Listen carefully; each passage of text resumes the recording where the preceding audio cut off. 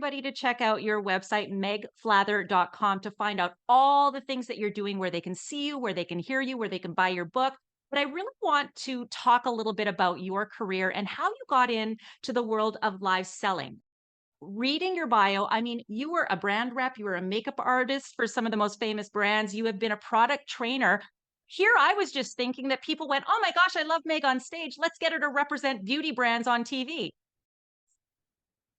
Oh, I was a shop girl. I was a shop girl. I was a wannabe musical theater actress, and I was a terrible waitress. And I couldn't work in a bar because in those days, everyone smoked in a bar. And I needed a job. And I had done all these odd jobs. My purse was stolen. The next day, mom and I were at the Clinique counter at Macy's replenishing my makeup. I was having so much fun selling myself the makeup. The gal behind the counter said, "You really ought to be doing this." Light bulb.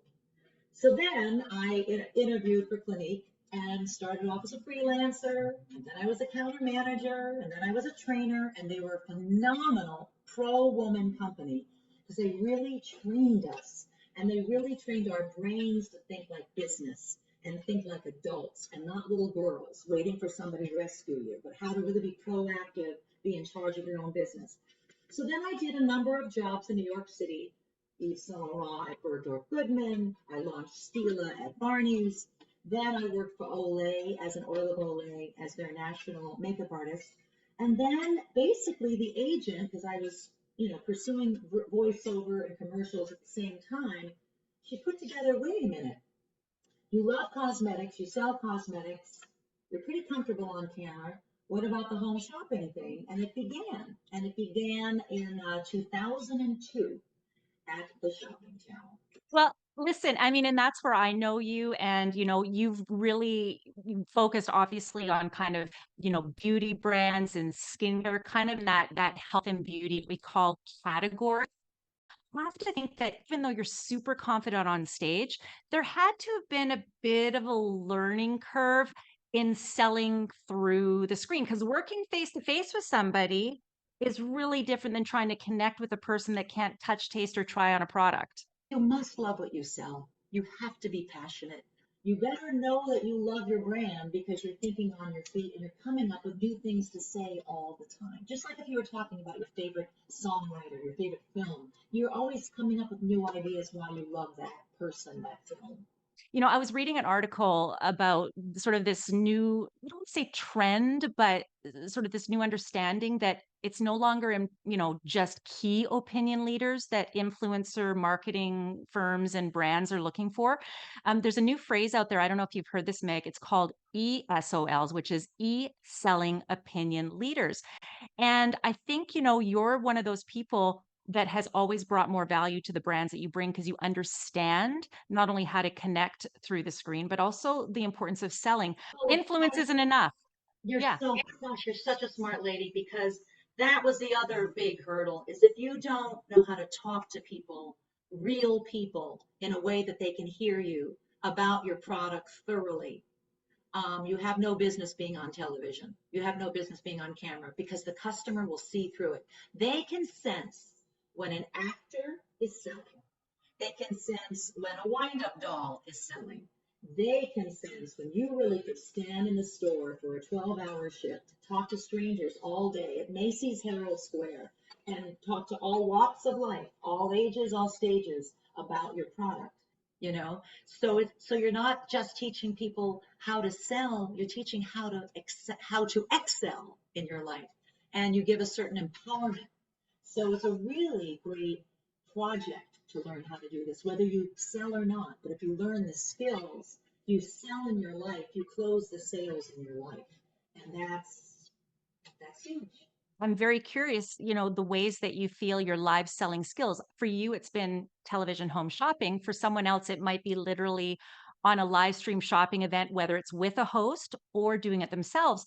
I personally believe that live selling skills actually improve all other areas of your life when it comes to communication. What do you think about that? I mean, I'm a better storyteller. I'm a better listener to my friends. I'm a better problem solver, a life problem solver. Every time I have to call customer service and get something fixed in my life, I was a caregiver for 10 years. I had to be an advocate for a mother with dementia, and before that, a father with cancer. How I spoke to nurses, how I spoke to caregivers, how I spoke to doctors, how I spoke to pharmacists, how I got things done, apartments repaired, all came from the ability of how do you communicate with people? How do you connect with people in an authentic, respectful way where you bring out the best of them? It's not even about you, it's about the best of them. So it's changed every aspect of my life. And it's also been a measure of how you know, how am I doing in myself if I don't do it well? Because it's how I meet the world. Even if you are or don't have plans, like maybe right now you're thinking, "Ooh, I'm not sure if I will have an opportunity to do a live stream shopping event." Forget about home shopping, just in general, live stream shopping event. I think if you do work at the Clinique counter as you did, or in any kind of retail brick and mortar space, learning to describe things differently and with a greater depth in that sensory sort of element of it, I think actually learning live selling skills has the potential to make you just a better salesperson, even you if you never do appear on camera. Listen, if a student studies with you who has to pitch a screenplay, you know, who has to pitch a song to a famous singer, who is going to have a job interview, any job interview, learning these skills helps you in that room, that final room, because ultimately it's about how do I reveal myself? How do I show who I am? Because when you show who you are, people love you. That's what it's about. They want to see who you are, not this version of yourself that in the old days we were trained to be. We were all like, you know, Barbie dolls, mannequins. Right. And then we're like, gee, why am I not connecting? Because you're being a mannequin, because you're being a Barbie doll. So any opportunity to like learn your tools to reveal who you are makes you a better partner, makes you a better mother, makes you a better daughter, makes you a better neighbor, citizen, volunteer. It's just all about the art of communication. People can actually see you on the stage and hear your music and read your book. I invite everybody to go to megflather.com to learn more about all the things Meg is doing, including her home shopping appearances. Meg, thank you so much for taking the time with us Oh, today. Dawn, you're such a rock star. And I'm going to leave with one final sentence.